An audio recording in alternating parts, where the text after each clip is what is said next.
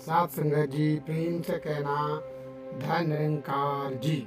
सात संगत जी, इस निराकार पार ब्रह्म कथाओं का जो वर्णन है, युगों युगों में समय समय पर पीर पैगंबरों ने अवतरित होकर के मानव जगत को इसके प्रश्न आप सबको सुनाते चले गए।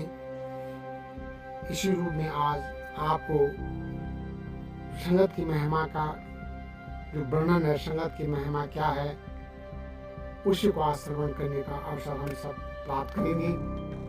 तो सुनते हैं इस निराकार ब्रह्म की मन को सुकून देने वाली कथा।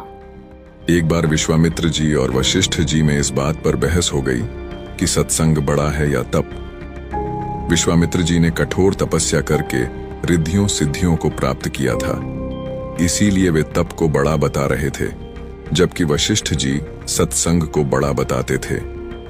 वे इस बात का फैसला करवाने ब्रह्मा जी के पास चले गए। उनकी बात सुनकर ब्रह्मा जी ने कहा, मैं सृष्टि की रचना करने में व्यस्त हूं, आप विष्णु जी के पास जाइए, विष्णु जी आपका फैसला अवश्य कर देंगे।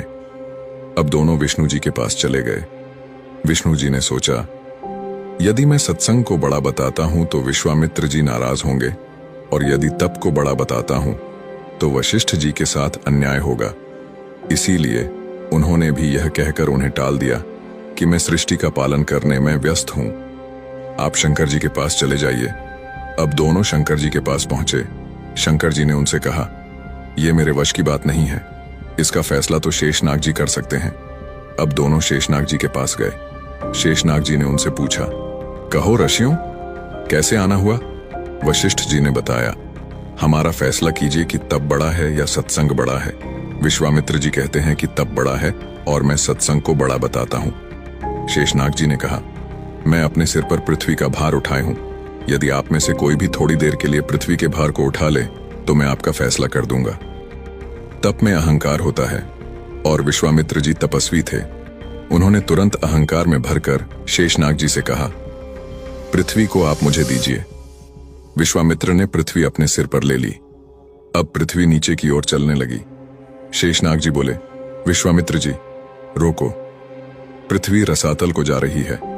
विश्वामित्र जी ने कहा, मैं अपना सारा तप देता हूं, पृथ्वी रुक जा। परंतु पृथ्वी नहीं रुकी। ये देखकर वशिष्ठ जी ने कहा, मैं आधी घड़ी का सत्संग देता हूं, पृथ्वी माता रुक जा।